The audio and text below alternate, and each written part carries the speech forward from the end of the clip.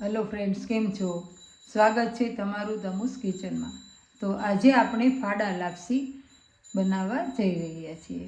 તો એનો વિડીયો હું પરફેક્ટ માપ સાથે મૂકું છું, તો આપ જરૂરથી જોજો. અને એટલી બધી સ્વાદિષ્ટ આ ફાડા લાપસી લાગે છે ને કે તમે એકવાર ખાશો ને તો વારંવાર બનાવશો. તો ચાલો આપણે તેનું કેટલું માપ લેવાનું છે ને તે પહેલાં આપણે જોઈ લઈએ.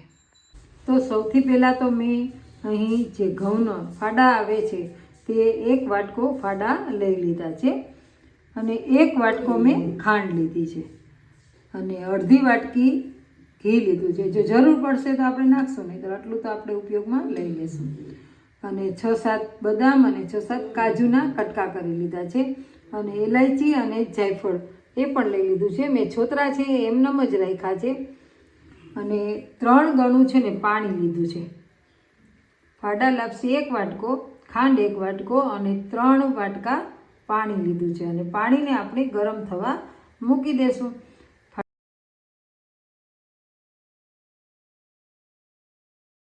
તો ગેસ ઉપર મેં કુકર મૂકી દીધું છે. આપણે કુકરમાં જ લાપસી બનાવવાની છે અને પાણી છે ને ત્યારે ગરમ મૂકી જ દેવાનું, એટલે બંને સાથે થઈ જાય. તો હવે આપણે આ કુકરમાં ઘી ઉમેરી દઈએ.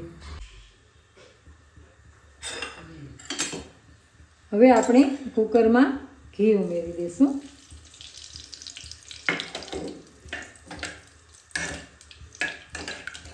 જો ઘી છે તે ગરમ થઈ ગયું છે, તો તેમાં હવે આપણે આ ફાડા ઘઉંના છે તે 1 વાટકો ઉમેરી દઈશું.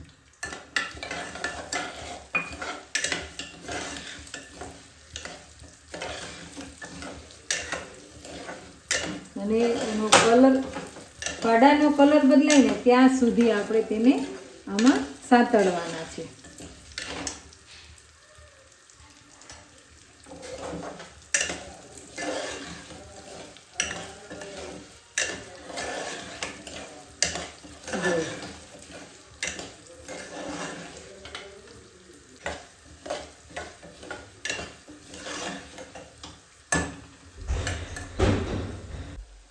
તો હવે ફાડા સંતળાય છે ને ત્યાં સુધીમાં આપણે એમાં સૂકો મેવો પણ નાખી દઈશું. બદામ, કાજુ, પિસ્તા જે કંઈ તમારે નાખવું હોય અને જેટલા પ્રમાણમાં નાખવું હોય ને, દ્રાક્ષ છે, આ બધું નાખી શકો. તો મેં એમાં નાખી દીધા છે એટલે એ પણ ઘીની આરે સંતળાઈ જશે.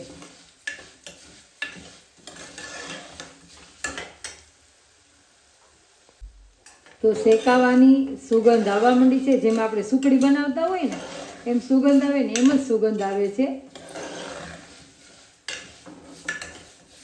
તો હવે આપણે તેમાં ગરમ પાણી ઉમેરી દઈશું.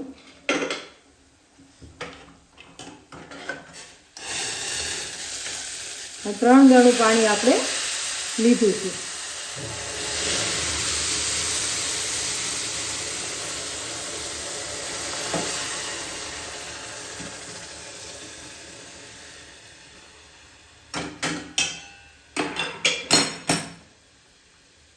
હવે આપણે આમાં 3 ગણું પાણી ઉમેરી દીધું છે.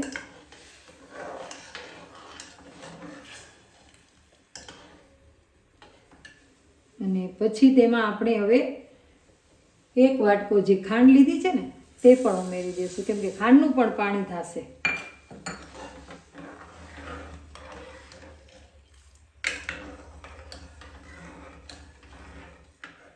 અને હવે ઉમેરી દઈશું આપણે ઇલાયચીનો પાવડર.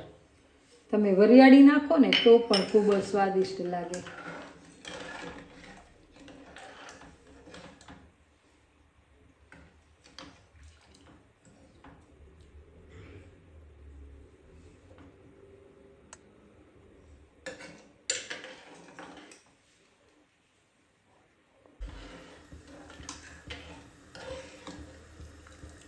જો ખાંડ પણ ઓગળવા લાગી છે, ગરમ પાણી છે એટલે. તો આપણે હવે કુકરને કરી દઈશું બંધ અને 6 થી 7 સીટી વગાડી લેશું.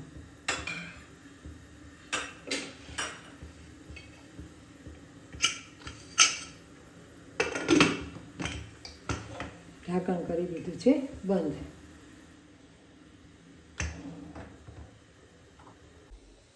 તો જો આપણે 6 થી 7 સીટી થઈ ગઈ છે ધીમા ગેસ ઉપર, અને અને કુકર ખોલીને જોઈ લઈએ. જો એકદમ રસદાર જેવી સરસ મજાની લાપસી થઈ ગઈ છે. લાપસી આટલી ઢીલી હોય ને તો જ પાકી ગયેલી અને સરસ લાગે. જો એકદમ છૂટી આને ન કરાય. જે તમે ઓલે ઝીણા લોટની એટલે કે જાડા લોટની લાપસી કરો ને એને કરાય, પણ આ લાપસી તો હંમેશા થોડી ઢીલી હોય તો જ મજા આવે. તો ચાલો તેને આપણે હવે સર્વ કરી લઈએ. તો જો તમને મોઢામાં પાણી જે આવી જાય એવી સરસ મજાની લાપસી તૈયાર થઈ ગઈ છે. ફાડા લાપસી, જેને આપણે ઓરમું પણ કહીએ. અને આ છે તે શુભ પ્રસંગોમાં બનાવવામાં આવે છે. અને ખાંડ છે ને બધા ઉપરથી નાખે, પણ ખાંડ હંમેશા છે ને એ જ્યારે આ ચડતું હોય ને, પાણી નાખ્યું હોય ને ત્યારે જ નાખી દેવાની. એટલે જે આ ઘઉંના ફાડા હોય ને તેની અંદર પણ તમને ખાંડ લાગે, નહીંતર એ મોરા લાગે. તો તમને આ રેસીપી કેવી લાગી જરૂરથી કમેન્ટમાં જણાવજો, અને તમે કેવી રીતે બનાવો છો ને એ પણ ચોક્કસથી કહેજો. તો ચાલો આપણે તેને સર્વ કરી દઈએ. વિડીયો પસંદ પડે ને તો વિડીયોને લાઇક કરજો, શેર કરજો, અને મારી ચેનલ ઉપર જો આપ પહેલી જ વાર આવ્યા હોય ને તો ચેનલને સબસ્ક્રાઈબ કરી દેજો.